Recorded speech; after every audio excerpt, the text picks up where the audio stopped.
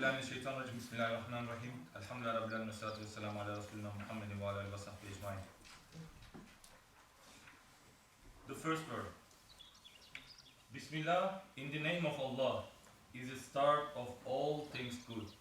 We too shall start with it. Know, O my soul, just as this blessed phrase is a mark of Islam, so too it is constantly recited by all beings through their tongues of disposition. If you want to know what an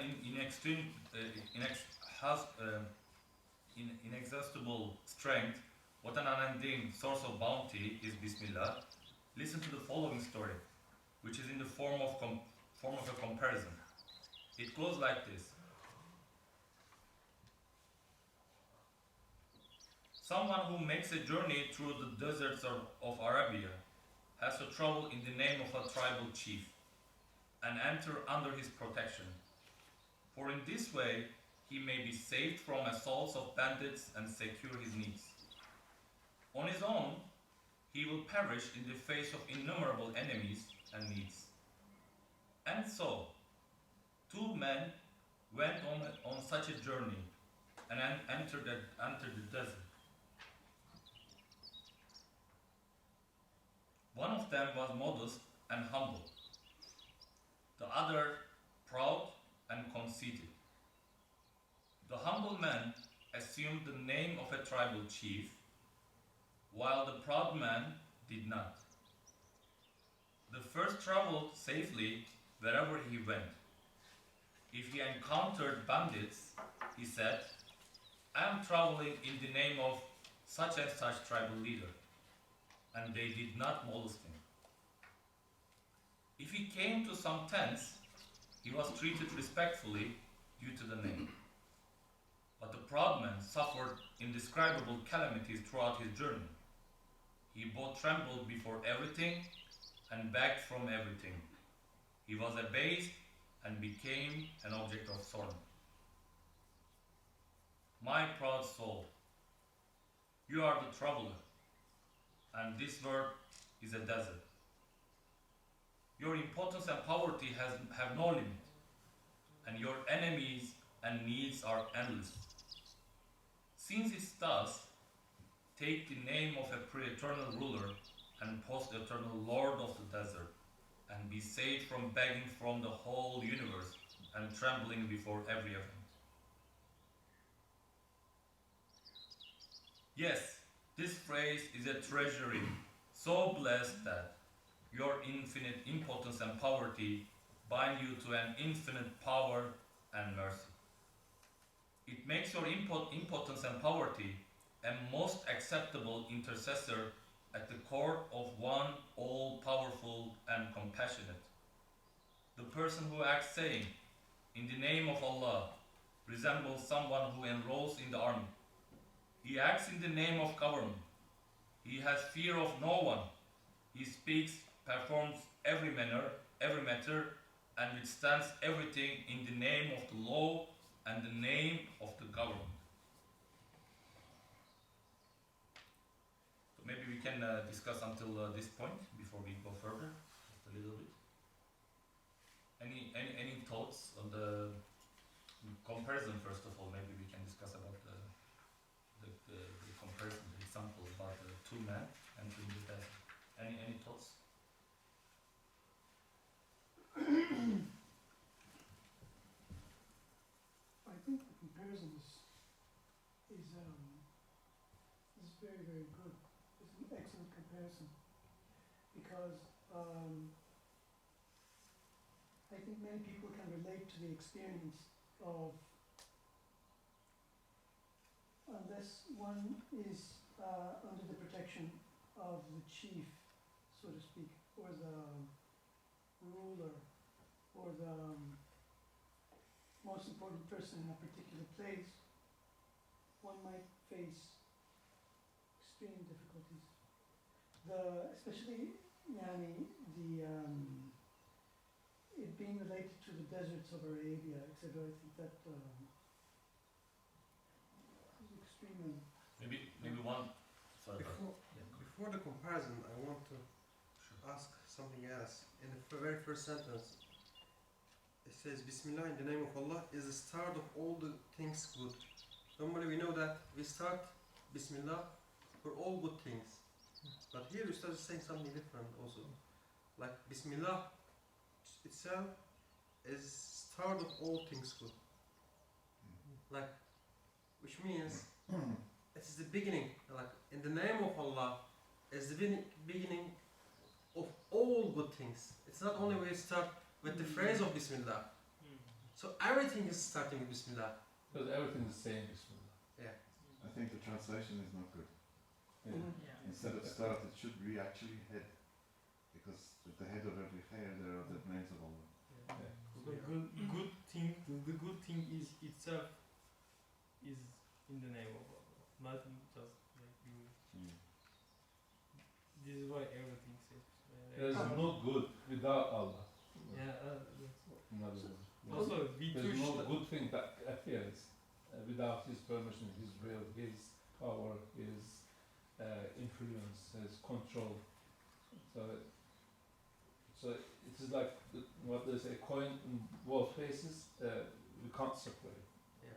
So if you're talking something good, it should be on behalf of Allah subhanahu wa ta'ala. Yeah, like with his name. Or it's like a stamp. Everything is a stamp that shows Allah on its face and said everything by action or by voice is claiming that this is the work of Allah. Hocam, by the way, I think on the second sentence there is a mistranslation because it says we too shall start it, but in Turkish it says we too shall start to it. Maybe it will be What? Sorry? we too shall start to it. Like we should start to Bismillah. Because the whole universe is saying So Bismillah, the- so we join. Yeah, when you say Bismillah, the rest of your life is like in the name of Allah. So Mm. it encapsulates. You're saying like it should say rather like we should start towards Bismillah, say? We should reflect it, Mm-hmm. Yeah. I think, more than. So Bismillah is not like it is not an action. It's an experience. It's an approach, yeah? You should start to Bismillah. And so this conceptual understanding in Islamic world, or in Turkey, I should say, is that from my childhood, as far as I can remember, it's like say Bismillah so that no unfortunate thing can happen to you. That's the attitude. That's so unfortunate understanding. It is actually. The Salino corrects this completely and it removes all the ill in it. And Bismillah is a state. It's a mindset. Yeah. Like, it should encompass all your life. Mm. I was just gonna say it's so shrunken that we just use it before starting the meal, and that's all. Before you start driving. Yeah, for everything we do good. We're gonna come to that point. We should start, like, for example, one Abi said, "Did you understand the lesson from the first word?" And he says, "Yes, I did." Then he asks, while you were giving tea to other people, "Did you say Bismillah?" He says, "I didn't." And one more point. Sorry, is there someone? You know, and Sabi, Oh, you're sorry. checking coffee, right? Okay, one more point. I think maybe it could be for this reading, also for other readings. Like, this is what I later realized in Salinu. Like, Ustaz really, at the beginning, gives the summary of, or introduce us, like academically even, what he's going to talk about. So, for example, if you follow the other two sentences, if you want to know what an inexhaustible strength, what an unending source of bounty is Bismillah. So in a way, Ustaz is opening our kind of minds, okay, in this Salinu, in this part, you're going to read this. You will learn how Bismillah could be has an inexhaustible strength and unending source of bounty. So in a way, for the other section of Salinu, Ustaz always that, follow that. In a way, okay, it says, here I'm going to talk about these things. As if writing an academic essay, you say, or article, you say. So I would just want to raise a point. Thank you for that. Thank you very much. Oh, good. Any other thoughts for the first paragraph?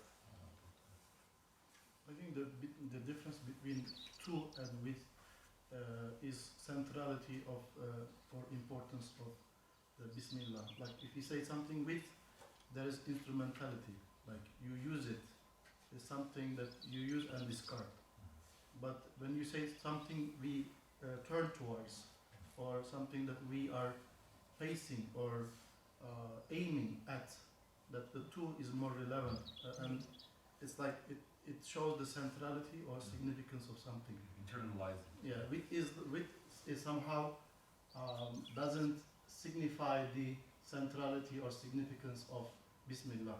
With two, it is more it is directing our attention and giving it sole attention or sole target, more central target for us. That is why I think that was the point in Ishat just Ustad makes a reference to that, why the Bismillah is central to all acts. He says that Bismillah is an invocation seeking the agency and connection of divine power, that its connection might be a spirit for man and a help for him in his actions. So it is a means of attracting divine assistance, divine protection. It's just more than just mere instrumentality. It is itself is a goal. It's itself a goal, not a means to goal. So Bismillah is not the departure; it is the destination. It's destination. Look at all these trees. How many million trees are there? Each of them are saying Bismillah, as it's going to be right here as well. Actually, they in a concerted manner, a coded manner as well, confirming the same. Without you manifesting on us, we will perish. Each one the same. And when it comes to human being, because of ignorance or forgetfulness, we omit that bit. So there Bismillah comes, the first word comes, and reminds us that Bismillah is not only for seeking help of Allah and at critical times like driving and etc. It's also for every breath, perhaps we say Bismillah. For every breath, we say actually his name, who, Hay, or who. So we confirm his sustaining us, helping us, his guardianship, his control over us. So for Bismillah to be part of our life, I think we need to understand that we are trying to fit into the creation by saying Bismillah. There's one thing I think I find extremely interesting. When he says that the human being or you are infinitely powerless, poor, referring to the human being, we are infinitely powerless, poor, in need, right? And he will give various examples throughout many of the other other chapters of the sermon. I used to think at the beginning, for a long time, I would think that was not literal. I would think that it was just an approach, right? Because then other perspectives, say not the Risale, but I don't know, in some other perspectives within Islam might think of the human being perhaps differently, right? But now I'm thinking that you can actually read the Quran, for example, as explaining that the human being, for example, is infinitely powerful. Infinitely powerless, poor, in need, right? So it's not just a perspective of the Risale and talks, but is actually a description of reality, right? So I find that extremely, extremely interesting, especially as it relates to Bismillah, because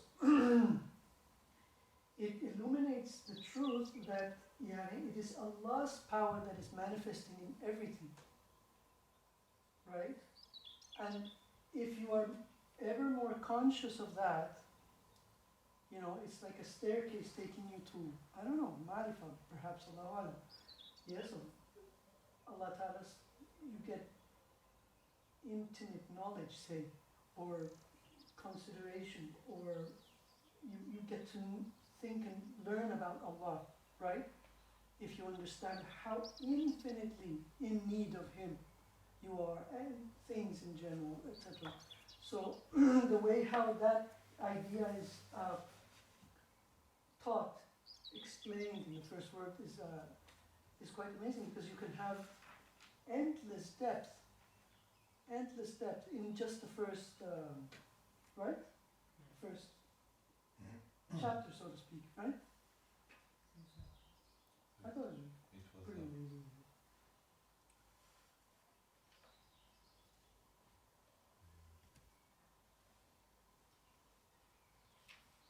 Well, no, you took a lot of notes. You don't tell us. We didn't reach those sections yet, but going back to what Santiago was saying, we secularize Bismillah.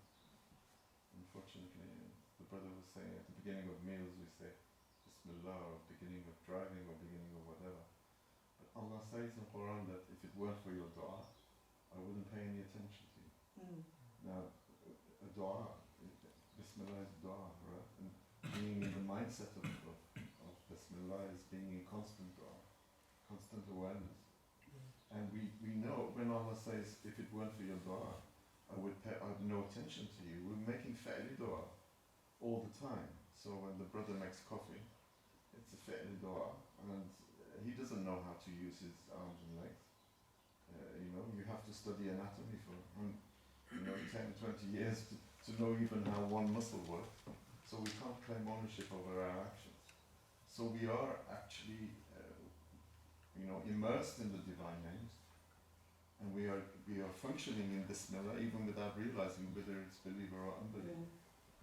So to actually acknowledge it, that is what gives us the strength. And what struck me is that in the story, on the surface, if you have a surface reading of it, it gives you the impression that Bismillah is going to protect you against everything.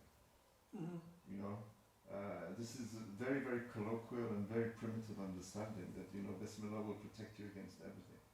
But you will still have trials and tribulations, you will still get ill, you will still lose people, and all of these things. But what Bismillah does, as far as I can understand, it protects us against the inability to understand what's happening to us.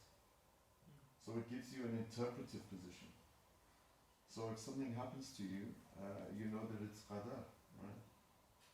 Yesterday things happened to us on the journey with Muhammad. Something happened to him, and there was no worry, there was no anxiety. He said, this is qadar. Now, reading things in Bismillah gives you that ability, even if you have things happen to you, which are on the surface unpleasant or distasteful. You get ill, you lose family, you have problems, you become poor, materially poor. What Bismillah does, it doesn't protect against those things, it protects against an incorrect interpretation of those things. So it gives you, and then he says later on, someone who acts in Bismillah, he acts in the name of the government, he has fear of no one, performs every matter and withstands everything in the name of the law, in the name of the hukm, of the hakim. So it doesn't matter what happens. You have the right interpretive position. Because through the Bismillah, we show that, we know, because at the beginning in the comparison it says, it's just a journey, okay.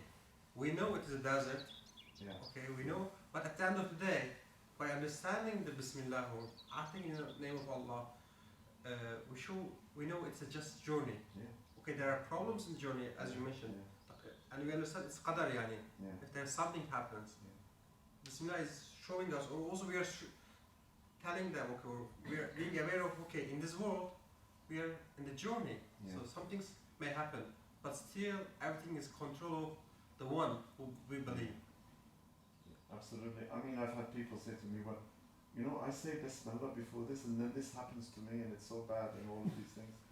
And I'm saying it's not a magic word that you use in order to troubles. yeah, in order to immunize yourself from trials and tribulation. Because Allah tells us, I'm going to give you this, I'm going to give you hunger, I'm going to give you fear. Bismillah immunizes us against despair and against the inability to understand. And this is why I said we secularized it.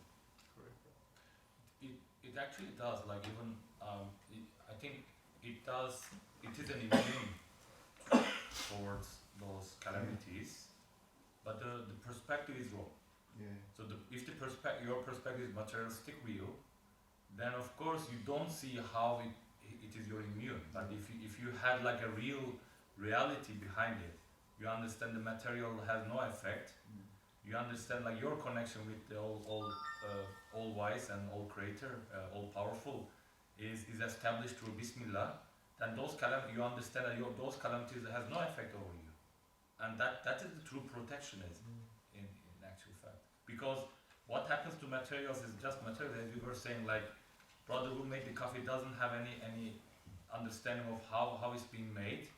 Basically meaning that our body doesn't belong to us. Whatever happens to our body doesn't really affect us. The only thing that affects us is feelings. What our soul is taking from that. And if you just understand the reality around everything and be saved from this materialistic view, saying just Bismillah save you from all of these calamities. And to brother's comments earlier about like understanding of being infinite, infinite poverty and impotence. Here it says like this phrase is a treasure so blessed that your infinite impotence and poverty binds you to an infinite power and mercy. So you suddenly became born. And it sounds like this phrase is actually like a phrase, a key to trigger that bound. And in 23rd word, Ustad mentions about this like faith, iman, belief, is a bond with Allah, right? So here again, you see the binding. So it sounds like this word is like a key to establish, like one of the first steps of establishing the iman, this bond with Allah, with the infinite power.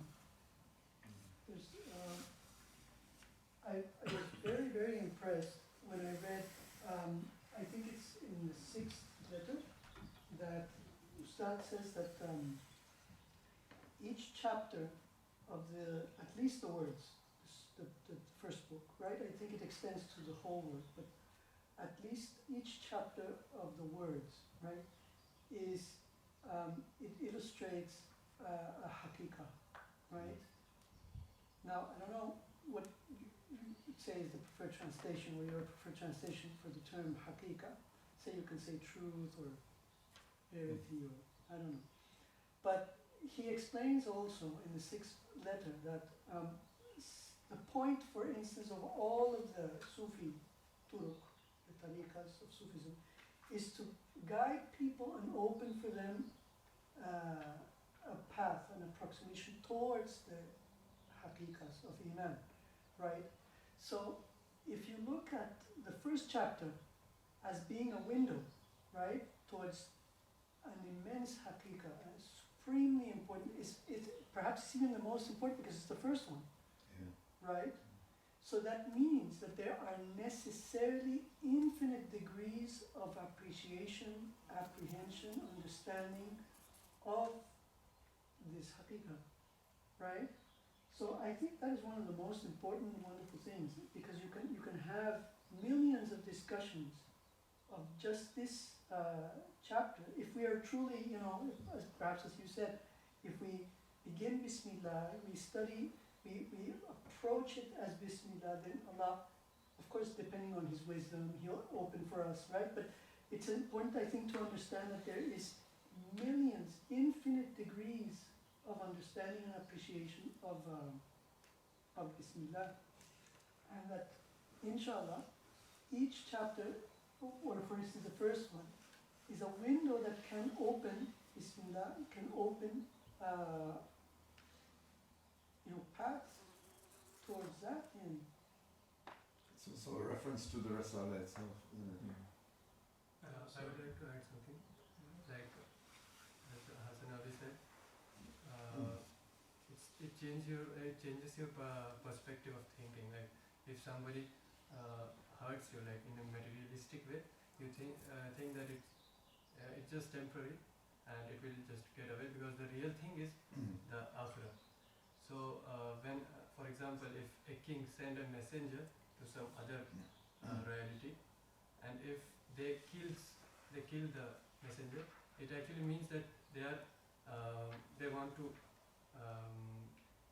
put a war against this king. So they are not against that messenger, they are against this king, this empire totally. So if you say Bismillah, you actually become someone who just surrender themselves to Allah, and Allah is the protector of that guy, and the body and everything is actually owned by Allah. He's just keeping it for a temporary period of time. So if somebody hurts them, it means that they are going against the thing that is owned by Allah. So you are relieved. You don't have intention, because everything is owned by Allah. If something bad happens, Allah will take care of it. So the messenger can act like a king then. Yes. It's important because when a calamity happens, the calamity is not the calamity. The calamity is not understanding the calamity in the right way. So when something happens that you say is bad, right? If I think it's bad and it's evil and Allah is a tyrant, that's the calamity. The actual calamity is not the calamity. And I know it's difficult to talk in terms of the earthquake, because last year we know that there was a huge earthquake. We were actually in Turkey at that time. The calamity is not the people who died. The calamity is the inability of the people who remained to accept. That's the calamity. And mashallah, we saw on TV, people were saying, we lost so many people. We know people who lost like 11, 12, maybe even more members of their family, and they were saying this is qadar. And people of Gaza people in the same situation. So the calamity is not the calamity. The calamity is losing your faith over it, or I remember when the tsunami hit in 2004. Like 300,000 people died in few hours, right? And there was a priest, Christian priest, in England, and there was big sort of headlines in the newspapers, "Where was God?" Now, this is a Christian priest, and he buries people every day, right? He doesn't ask where was God when he buries someone who died, of old age or something. And in the world, every day, 300,000 people die.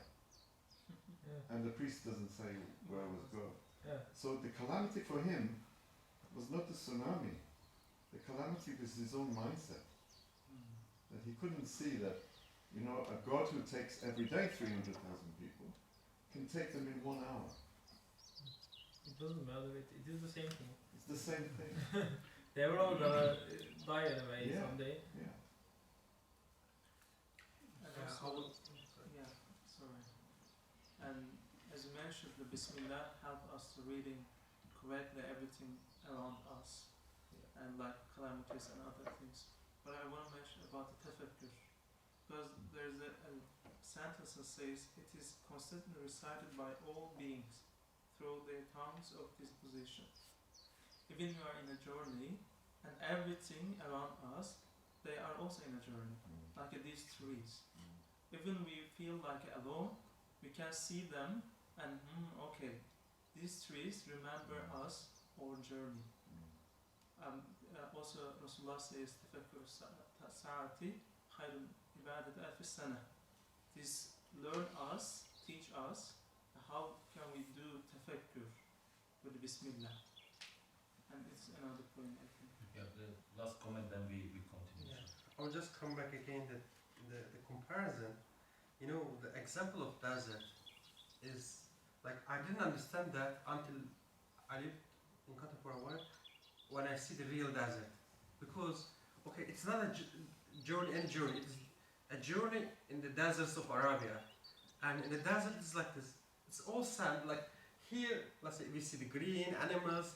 Sometimes we see the other creatures, you know, or there's possibility of finding the water, anything like, or the weather is not that much hot maybe, but in the deserts of Arabia, literally there is nothing. Very hot sand, and then the sun is there, even night, windy, nothing. Like, and can you imagine such a journey?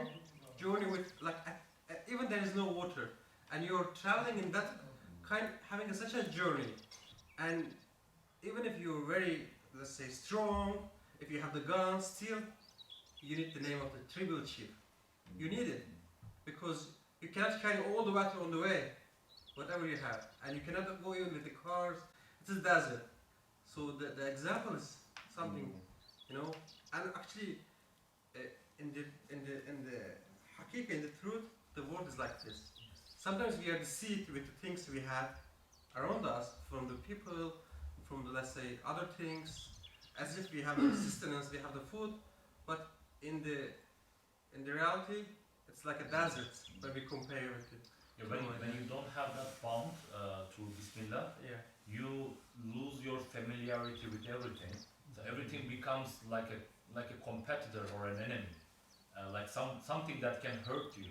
And that mindset of like being surrounded by enemies actually is like such a pity situation, isn't it? Like it's for your own sake, right? So it's pity because it's like if someone is actually reflecting, some people we see like as a psychological sickness, when they reflect that thought of, you know, being surrounded by enemies, we tell like, oh, you are sick, I'm sorry for you. But in actual fact, being non-believer is like that. They are just having sufficient patience to not reflect it to outside, but inside they feel that. So they feel like, oh, this thing can hurt me, this person can be my enemy, a comet can hit my earth, a sickness, like a pandemic can wipe out humanity. So they have worries all around if they are really being like conscious of their own situation. So, Just one point, if you allow me. I think what's happening, we assume that we control the things surrounding us. But until one calamity hits us, one loss hits us, oh, really, I can't really control this and that, but I control the rest. No, you can't. Until you realize again and again that so many losses in your life, like my youth passed away, Colin youth is still there. Which? No, I realized, I can't control this. No, I lost it. Rusariano is trying to make us realize, like 12 words. Is that right? No, two men wash in a pool, and then fell into a sleep. Then wake up into a completely different realm, different world, where they have no control of things, and they have no knowledge of things. They don't understand their language. They don't understand the things there, who owns this place, who brought us here, what he intends to do with us. Where is it going to take us to somewhere else? So all these questions come into the person who can think. The other brother cannot. So deciding again, like this place, establishes a comparison to establish in my mind that actually I have no control of anything.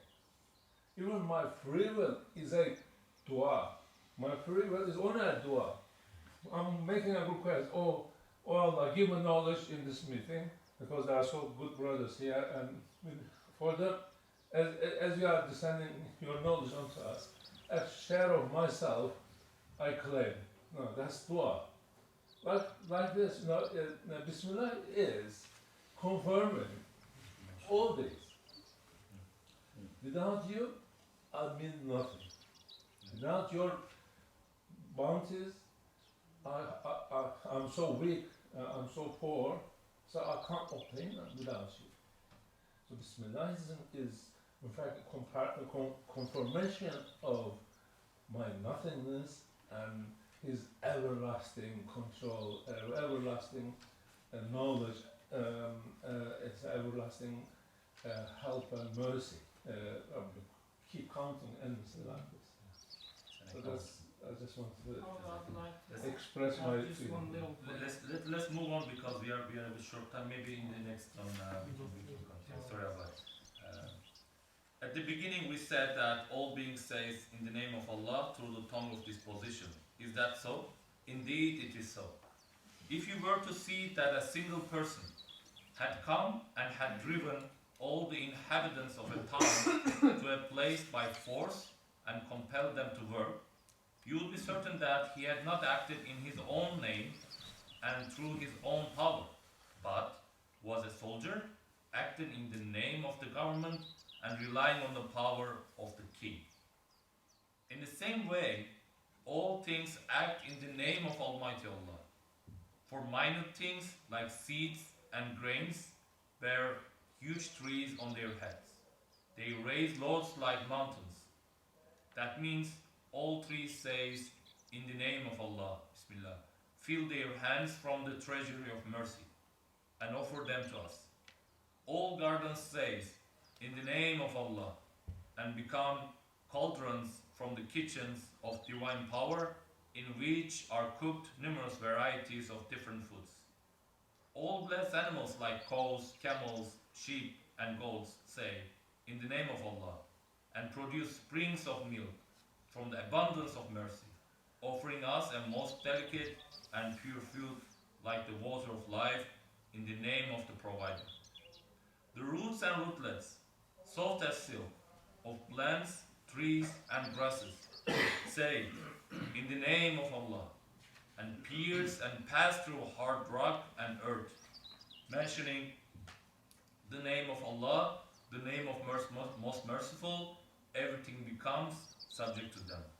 The roots spreading through hard rock and earth and producing fruits as easily as the branches spread through the air and produce fruits, and the delicate green leaves retaining their moisture for months in the face of extreme heat, deal a slap in the mouths of naturalists, a jab a finger in their blind eyes, saying, even heat and hardness in which you most trust are under a command. For like the staff of Moses, each of those silken rootlets conforms to the command of, and we said, O Moses, strike the rock with your staff. We have the, anyone knows that by heart? وكل ما تريد يعصاك الحجر. And splits the rock. And delicate leaves, fine as cigarette paper, recites the verse, O fire, be coolness and peace. Ya Nazım, against the heat of the fire, each like the members of Abraham, peace and blessing be upon him. Since all things say, in the name of Allah, and bearing Allah's bounties in Allah's name, give them to us, we too should say, in the name of Allah, we should give in the name of Allah, and take in the name of Allah, and we should not take from heedless people who neglects to give in Allah's name. Maybe we can stop here and discuss until here, and then we move to question and finish it. Sorry, Abi, was it still related to your point? If we can take it now. Well, I was just gonna say that Abi told us about the desert, and I've never thought about this before. Although we know that, like, there's no reference point in a desert. For example, you see a mountain, you can say left side of the mountain, right side of the mountain, top of the mountain, but you can't say that in a desert because hills keep changing with the wind, so there's nothing that can help you. Like, you can't know your path without saying Bismillah. I was just gonna say that. Yeah, mashallah. Yeah, well, that's very good.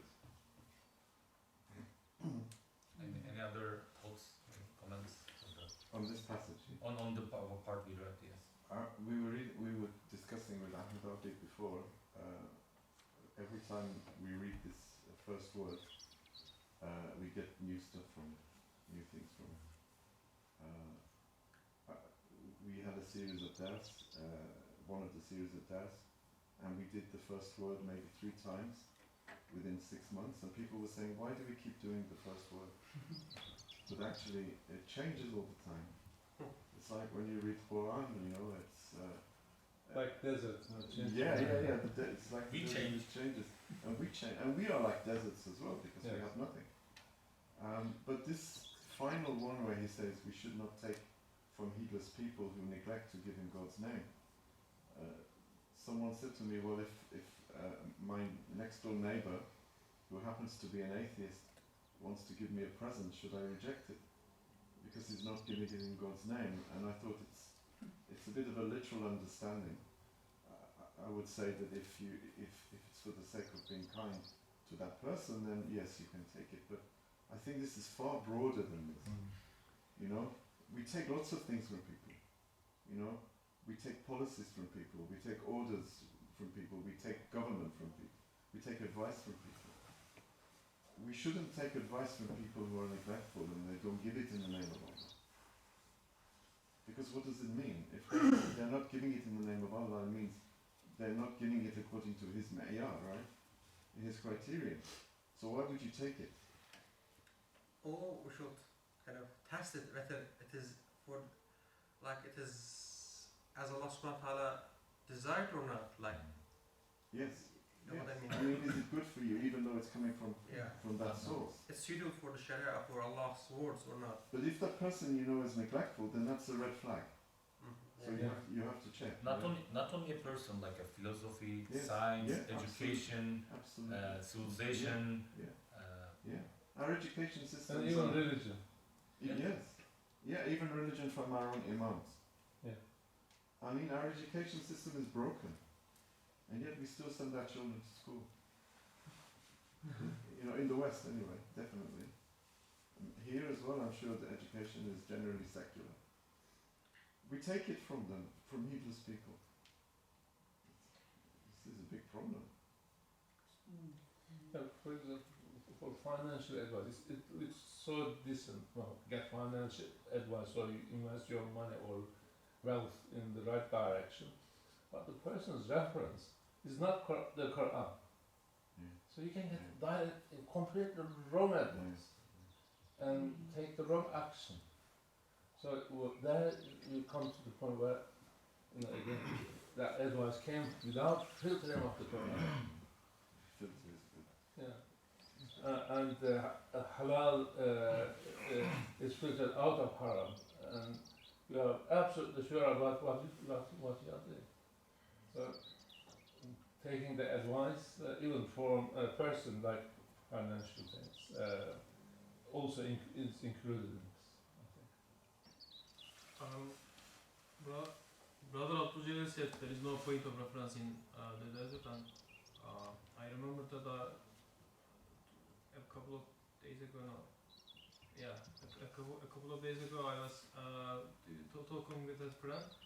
We were talking about career, so like we were talking about like there is no point of reference, no point of like sport. Like you cannot rely on anything. Everything changes. Not just like the desert. Everything changes. The whole industry suddenly can stagnate, and like there is no employment, layoffs. We were talking about this, but like the point is that everything can change You cannot rely on anything other than Allah. You have to like the only choice is to rely on Allah. I want to come again the comparison this time with the example of the soldier. It's also another important example because the soldier in the army has one duty: follow the order of the commanders. Simple. If no following the rules, it means that soldier is against the ruler or against the system or against the commander. So here again it says how the things, the other creatures, by saying with their tongue of disposition, with their lisan hal, saying Bismillah resembles that. No questioning, because in the army there is no question. If there is a command, you follow it. So the creatures in the world, we see, if just give the other examples, maybe we'll go by one, in the same way. They just follow the rules of Allah subhanahu wa ta'ala, and from a seeds they become trees, or let's say watermelon or tomatoes, so they just follow us.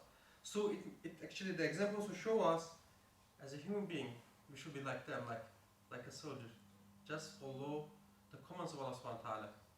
And I think we forget that we are in the journey, we are in the desert, and Bismillah is reminding us. With That's the why it's commander, important. with the commander. Yeah. Every atom Yeah. is acting in the same. Yeah. In that case, whole creation is in the same.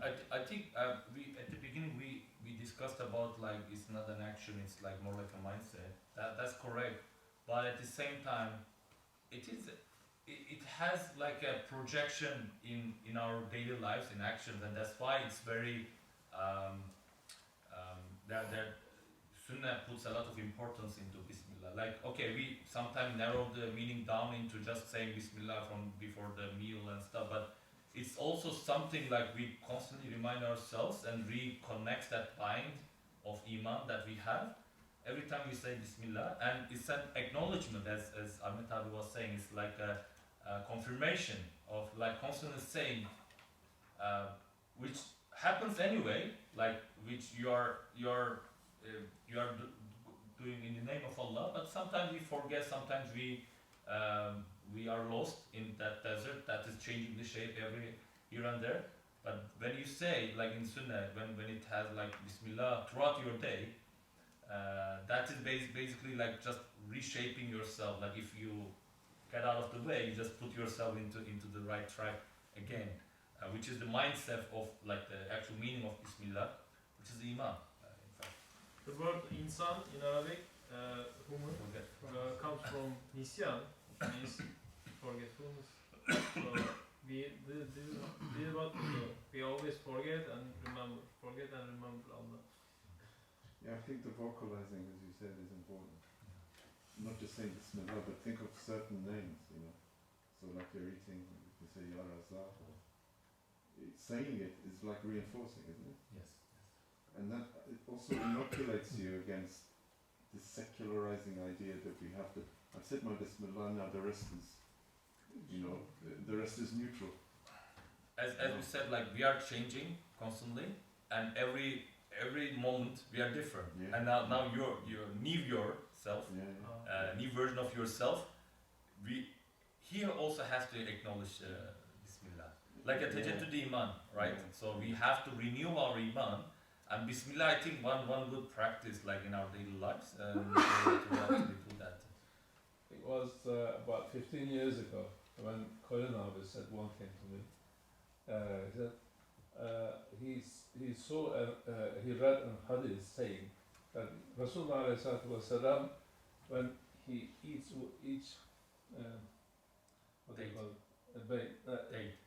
So no, not dates. Takes food into his mouth once Bite. and bites. Bites. Once it says Bismillah, and he misses the next bite without misses the Bismillah next bite. And the third one he takes, as he says Bismillah. Fourth he doesn't say it, and fifth he does. So by this, I think what we understand by doing this, he breaks the routine. It doesn't become It- autopilot. The autopilot, like Bismillah, Bismillah, Bismillah, and you don't think about it. But by saying Bismillah, one lokma in Turkish, no? I said this, yes. Why did I say it? I remember it. Second one, I don't say it because I just want to make sure that I'm aware of it. Third one, you say Bismillah. So things to come now without teach me. It was 15 years ago? You Yeah, remember 15 so? I don't approximately remember. 15 years ago. I think it, When Barış abi talks about like what were we talking about? Anyway, so I remembered Ustad says in Mesnevi'de It was about Bismillah. it was about Bismillah, for sure. In Mesnevi'de Ustad says in my spiritual journey I put the words as keystones, not to get lost. Yes. So like they are not they are not just for not for exposition. They are just for like signifying the meanings. So Bismillah and these words like Bismillah, Alhamdulillah in our lives are like keystones, not to get lost. Bismillah is, my understanding is that it is not only recognition of our weakness and our dependence on the power of Allah subhanahu wa ta'ala, but also to see that we have to abide by the divine laws that is governing the things around us in the universe. Like if I don't abide by the gravity forces, the consequence is that I will fall down and I will be harmed. If I don't learn the science, I will be backward. So Bismillah is not only having the mindset that knowing the Creator inculcates sense of assurance and trust that nothing will happen to me, everything is in charge, but also to abide by the laws that the same Creator created, that abiding by or complying with the laws is also saying Bismillah. Like, this is your law, I see it, I recognize it, I learn it, and I adopt it into my life. So that way we will be also like a secularly strong. So it is not a magical, but there is a way to magical discoveries, like discoveries in the science, also discovering the divine names in the nature, and then learning the natural laws and how they work out will also empower us physically and will work out magics for us in our life. So it could be a mindset as well as it could be real achievements that we will have through complying with the natural laws that Allah subhanahu wa ta'ala has created. So you said secularly strong? What does it mean? Like industry, like technology, that in that regard. Do you see that as secular? So by secular, I understand material. Material. Because it's I think you material. have to be careful with the word secular. There is a book out now called Islamic Secularism by, I can't remember his name. The one from US, right? Yes. Yeah. You mentioned about it. Sherman, Jackson. Sherman Jackson. And he's trying to put across, it's not just him doing it, it's lots of people doing it with evolution, Islam and evolution, trying to justify evolution, trying to justify the existence of extraterrestrials, this new theology that's appeared. And Sherman Jackson is now writing about the Islamic secular, I can't remember the name of the title, I don't want to give the wrong title. Islamic secularism. The Islamic secular. I So think- there is a place for secularism in Islam, and this is a crazy idea. I think what brother meant is not secular. Maybe you meant Material. material. More yeah, of material. yeah. I'm referring to. Like Prophet Muhammad when he was wearing his helmet and Yeah. his armor when he was going to war. Like abiding the laws like Allah this material, but also at the same time we also should abide the spiritual laws, right? So the first and foremost spiritual law for human nature to me is to connect with Allah. When we don't connect, all kind of psychological sickness, the calamities that we said, like the real calamities, not being connected with Allah, is all of them follows that. Follow the Sunnah is summary of the time. Yes, let's follow the reminder of the computer because battery is running out and our time is also running out. Let's read the last bit of it. Inshallah, maybe after that we can take Question. We give a prize to people who are like trade bearers. So, what prize does Allah want? Who is the true owner? So, what prize does Allah want? Who is the true owner? The answer. Yes, the prize the true bestower of bounties wants in return for those valuable bounties and goods is three things. One is remembrance, zikr. Another is thanks, shukr. And the other is reflection, tafakkur. Saying, in the name of Allah, at the start is remembrance. And all praise be to Allah, alhamdulillah, at the end is thanks. And pursuing and thinking of those bounties, which are priceless wonders of art, being miracles of power of the unique and eternally besought one, and gifts of his mercy, is reflection. Saying, in the name of God, in the name of Allah, Bismillah, at the start is remembrance, and all praise be to Allah, Alhamdulillah, at the end is thanks, and pursuing and thinking of those bounties which are priceless wonders of art, being miracles of power of the unique and eternally besought one, and gifts of his mercy, is reflection. However, foolish it is to kiss the foot of a lowly man, who conveys to you the precious gifts of a king, and not to recognize the gift's owner. It's 1,000 times more foolish to praise and love the apparent source of bounties and forget the true bestower of bounties. O my soul, if you do not wish to be foolish in that way, give in Allah's name, take in Allah's name, begin in Allah's name, and act in Allah's name, and that's the matter in a nutshell. MashaAllah. Going back to what you said about vocalizing, right? If you notice here that Hazrat Ustad says that the beginning is Bismillah, the end is Alhamdulillah, which we need to cultivate vocally, but there is no time mentioned for reflection. Reflection should be continuous. So when you're starting something and ending something, instead of secularizing it as we do, and say Bismillah and then the rest is worldly somehow, or neutral. No, it ends, it has a beginning and end, and in the middle also there is the reflection, which he doesn't put a time there. He doesn't say at the end or the beginning or the middle or everything, it's just vague, which means it's boundless.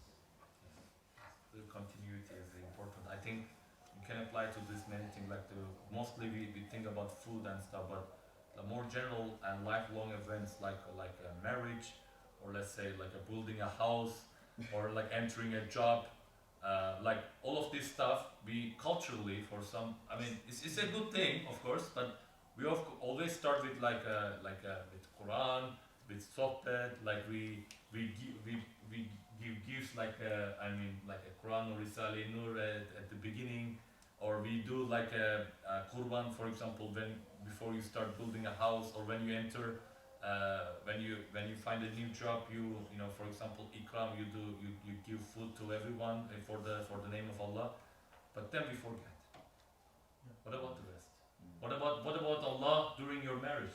Okay, you mentioned about it a lot at the ceremony, but what about the rest of it? What about your kids being raised, right? And like when for example, the newborn kid, like we do all sort of like sunnah and everything, but then we forget, right? So this reflection piece, I think it not only applies to like a short time events like eating or drinking, but also like lifelong events. You start with Bismillah, yes, with that ceremony you did it, but then the reflection should follow that. You're making our job more difficult.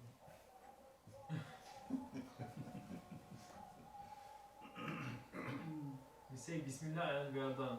We don't need to Yeah. think about Allah more. Like, this is wrong. There was one brother who I shared her house. He was from Pakistan or some like Pakistan origin or Indian origin and lived in Ethiopia or somewhere and came to the UK. He's a good Muslim, but whenever I said, look, let's study Risale Nur, he said, I don't want to learn. Why these are very vital in knowledge and information to guide us in life. So the more I learn, the more duties come. And so More responsibility. at least I know this much and I want to live by this much. If I keep learning more, I have more duties, so I don't want to learn. It's interesting what you're saying about a child. There was someone, I can't even remember his name, when I was a student, and he was very, very particular about, there is aqiqah, I don't know whether you have the same thing. You shave the baby's head and then you give the amount. All of these things, there was halima, there was aqiqah, the azan and the aqama in the ears and everything. And then you send a child to a secular school for 6 hours a day to be taught by lunatics. Yeah. You know, where is the continuity of thinking in terms of Bismillah for your child's education?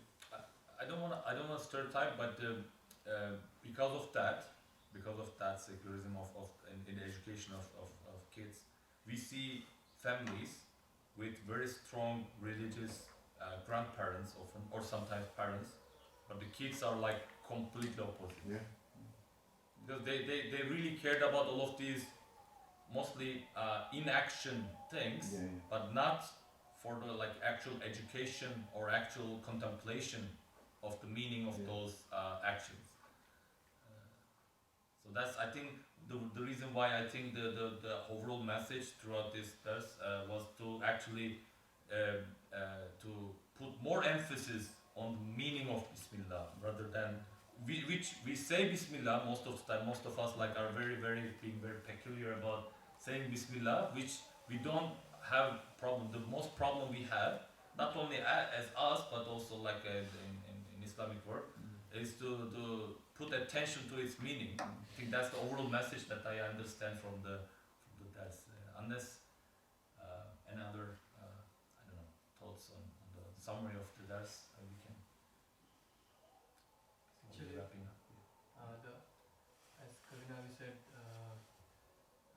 first they do all these things, aqiqah and all, and then they send the children to the schools where they teach completely different. But actually this is a very serious issue in our society, because the parents, even if they don't want, they have to send the children to that school, because otherwise they will be left off in the scientific side and in the technologic side, and Muslims, they will just end up learning these things like only the deen part, and they will lack in technology and science, because everything is controlled by them. So we have to make some alternative or something. The education system should be The real Ustad, somewhere attributes the real collapse of Ottoman and Islamic world in the 19th century. He attributes, if I'm not mistaken, it was Ustad. Maybe some Talib of Ustad, but he attributes the separation of Maktab from Madrasa. Before they were one, but then they separated it, right? And then there were certain people who were going to Maktab who were being educated for science and technology. The others going to madrasa, and it was the secularism of education. And just one more thing about what you said. I think Ustad also, like we can read maybe another time, is about Ustad said like listen the sciences that they are teaching, not the teachers, right? So we as families and for ourselves, so we are still learning a lot. We are, most of us, like still studying or like doing a profession that requires some reading in the sense of reading the kainat, reading universe. We should teach ourselves how to read those, right? Otherwise we become secular of our own, and also we should teach our kids or our friends or relatives to how to read those. Even though they are going to secular, like most universities today is like that. Yeah. Even they teach like things like evolution and um, other things that have no root in ground in truth. But we have to teach to filter. Yeah, I think, mashallah, absolutely. If you say, for instance, you bring your child to the imam or to, you give him a aqiqah and say the adhan, etc. And you send him to secular school out of heedlessness, right? That is completely reproachable. But as the brother said, I think one of the beauties of Risale Nur is that it offers guidance in the face of what we are facing today, which is an onslaught, complete overwhelming to a great extent of our society, our life, our thinking by these, say, extraneous, right, non-Muslim, right, in origin at least, cultures or, attitudes, etc. And just as you said also, like I think it's in the 12th or 13th word, he says, students come to me and they say, please talk to us about Allah because we don't hear anything about Allah in school. And that's when he says, I responded in the name of the Risale Nur saying, don't listen to your teachers, listen to the sciences you're studying. Right, so you need, I think everybody that has children, they have to consider how open am I going to be in my policy in regards to, for instance, TV, for example. How much you're going to expose your children to many of the things that there are in the world, right? Internet. Everybody has to have, make a choice, right? Because in everything you might find perhaps advantages as well as disadvantages, right? So we try our best. We're going to doubtless make many mistakes, right? But I think that's something we have to do, exercise our judgment, hopefully in the best possible way, using hikmah, the wisdom that we learn or the guidance that we learn from Islam to do so. So for example, you think, you find yourself in despair and say, for example, oh my God, everything is just totally secular. You can put it like that. You can say everything, every single form of entertainment, so to speak, out there is completely secular. What are we going to do? Everything is produced by people who don't have in mind Bismillah, who don't, right? But then you can also think, but who's the ultimate owner? Who's the ultimate owner of, everything? So, just as you said, Bismillah can help also, it's like a set of glasses you put on, and you can navigate, inshallah, to some degree, you can navigate the contemporary world, because I think both points are extremely true. If one does not, you say Bismillah and then you simply forget, right? You cut the middle, which is tafakkur, right? Constant middle, which should be constant. Yeah, that's completely reproachable. But also, what if you face? For instance, look at how we're all dressed in ways that are devised by cultures based in different ethics, in different principles of ethics, in different principles of worldview, etc. The seriousness of the situation, Brother Rayhan said, it's a very serious situation. This is the first generation in human history that is being raised and educated by social media, not by human beings. Yeah. So not just schools. So No. yeah, you cannot escape, like you cannot filter your kids anymore. Like Rayhan said, we should establish alternative schools, but I think it is a good idea to establish alternative schools, but it is not the fundamental solution. The fundamental solution is just like Brother Abdullah said. If you teach your kids to listen to sciences instead of your teachers, based on the truth, like if you give them like intellectual based belief, like it doesn't really matter. It doesn't really matter much what school they go. But the problem is that They can see the truth even if like it is spoiled with wrong ideas. This is the this is more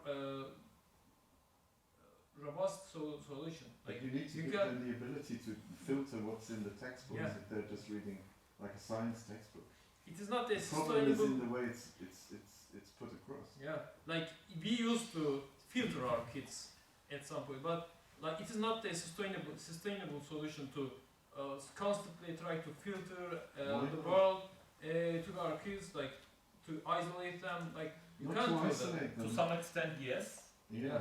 To some extent, you still need to filter. You need to Otherwise, it's filter. like Like you should be try to filter as much as you can, but you cannot rely on that. as if you help them to learn how to walk. So to some extent, you protect them so that like they don't hit your head to like a very sharp objects. But at the same time, you let them walk their own while they are progressing. You let them fall occasionally. Exactly. So like show them like this is sharp, don't get close to this is hot, don't get also teach them, but at some point they need to be their own, like on their own. Also, But until that point, still need to be a little bit protective, and the balance between that, I think, up to the personal. But the thing is that the majority of the families, they are not conscious, or they don't have that religious education enough or to guide their children as well. Like, no, I'm doing a project on non-religion in Turkey. Like, It's priorities are sorry to interrupt, but they are really they are quite conscious about their education. They send them to English course at like 3 years old, 4 years old. They send them to like a math course extra. Their like schools, like for their own worldly life, they do all sort of stuff. But for akhirah they don't do it. Like it's about the priorities of the family most of the time. it's the shortcoming of the parents as well. Yeah. So, but the parents need to develop strategies to look after their children in various senses. Like,